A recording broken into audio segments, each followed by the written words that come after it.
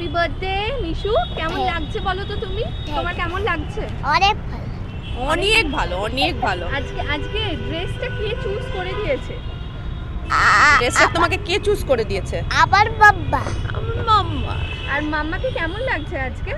ভালো লাগছে। কাকে বেশি ভালো লাগছে? আবার আগের বারও আমাকে বেশি ভালো লাগছে। না মিশুকে ভালো লাগছে। অঙ্কুশ্রী, তুমি সবকিছু প্ল্যান করেছো, আমরা দেখতে পাচ্ছি যে বারবি পুরো থিম। Yes.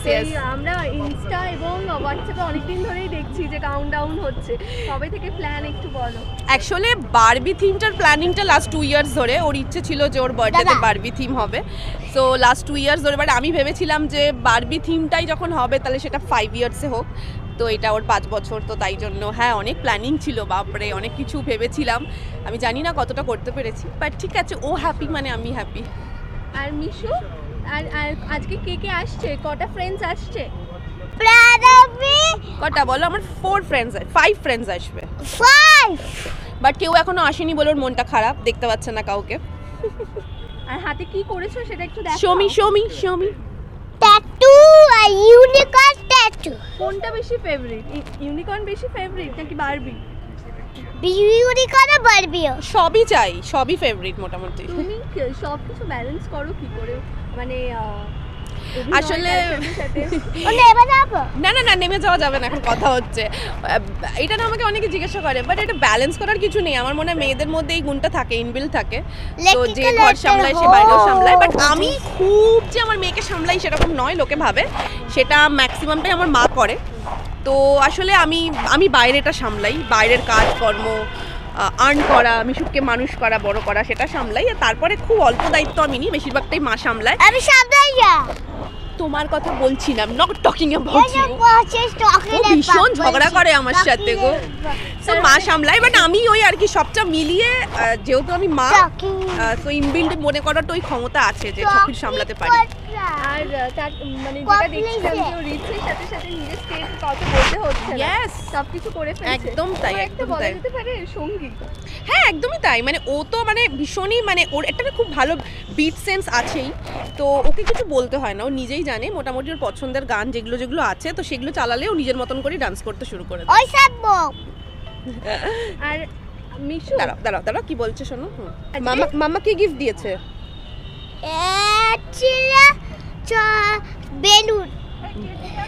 মাম্মা শুধু নাকি বেলুন গিফট দিয়েছে। এনিওয়েজ, মাম্মা গিফট দিয়েছে ওর পছন্দের কয়েকটা জিনিস, সব একসাথে করে আমি দিয়েছি ওকে। তো সবই পিঙ্ক অ্যান্ড সব হচ্ছে বারবিতে। তো এই আর মিশু বলে দাও সবাইকে কি বলবে, ফ্রেন্ডসদেরকে কি বলবে? আমি বলবো ওদেরকে খেতে, তারপরে দুজন মিলে এখানে বারবিটা তো ওরাও এখানে বারবিটা। ওকে সবাইকে বলে দাও আই লাভ ইউ বলে দাও। I love you. একটা ফ্লাইং কিস দিয়ে দাও একসাথে। ওকে জন্ম থেকে দেখছি, আর ছোটবেলায় মানে আমাকে মিঠাই বলে ডাকে, প্রচণ্ড ভালোবাসে এবং আমার বাড়িতে অজস্রবার গেছে, আমরা একসাথে ঘুমিয়েছি, একসাথে থেকেছি। মাঝে মাঝে মনে হতো ওটা বোধহয় আমার আরেকটা মেয়ে, এরকম মনে হতো। তো সেই মেয়েটার আজকে 5 বছর, হঠাৎ করে খুব বড় হয়ে গেল, কী করে দিনগুলো কেটে গেল সেটাই বুঝে উঠতে পারছি না। তাই শুধু দেখছি আর অবাক হচ্ছি। সেই তো কদিন আগে ছবিগুলো দেখছিলাম, কদিন আগে আমার বাড়িতে গিয়ে অঙ্কুশ্রী ওকে খাওয়াচ্ছিল, যদি অঙ্কুশ্রীকে আমি অঙ্কুশ্রী বলি না, সই বলে ডাকি। তো খুব অদ্ভুত লাগছে যে এই সেদিন হলো কী করে 5টা বছর হুম করে কেটে গেল। রুবেলদা কি বলবে? আমিও তো ওর মোবাইলে যে কটা ছবি আছে ওখানেই দেখেছিলাম। প্রথমে দেখলাম এইটুকু, তারপরে এইটুকু, দেখতে দেখতে আজকে দেখলাম 5 বছর। আর ওর সাথে আমার একবার ইন্টারাকশন হয়েছিল, ওর বাড়িতে গিয়েছিলাম। ও মানে আমার সঙ্গে এত গল্পে মেতে গেছিলো, আমার মনে হয়েছিল ওর আমার ভাইব খুব ম্যাচ করে। তো যাই হোক, আর কি বলবো, গড ব্লেস হার। খুব ভালো লাগলো আজকে এখানে এসে। আর ওকে এইটুকুই বলতে চাই, many happy Returns of the day. খুব ভালো থাকুক, আর ওর মায়ের সাথে খুব ভালোভাবে ওর লাইফটাকে কাটাক, এইটুকুই প্রার্থনা করি। ব্যাস। ছোট্ট মিশুক যখন হয়েছিল সেই ছোট্ট থেকে ওকে দেখে আসছি। মিশুক হয়তো মনে নেই আমাকে, বাট মিশুক কিন্তু মনে রেখেছে আমায়। অনেক ছোটবেলা থেকে মিশুককে দেখছি, আর সব থেকে বড় কথা আমি অঙ্কুশ্রীকে দেখছি। অঙ্কুশ্রীকে মানে ওর মাকে মনে হয় দশভুজা, যে আমরা বলি না যে মায়েরা দশভুজা হয়, ওর মাকে না দেখলে এটা আমি বুঝতে পারতাম না।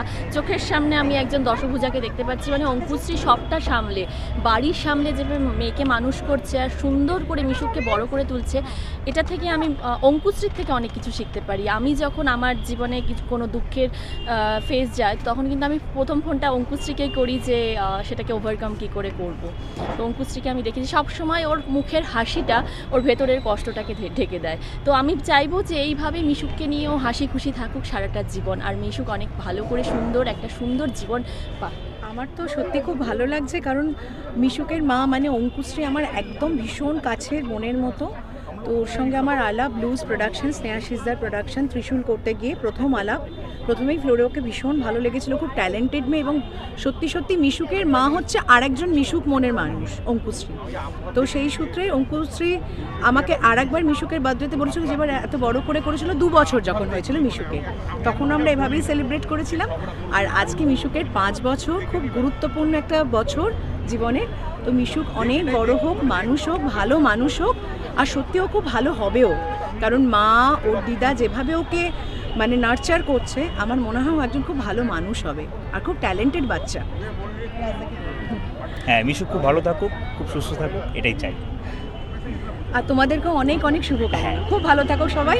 আর নতুন বছর আসছে, সবাইকে advance happy new year. Happy new year.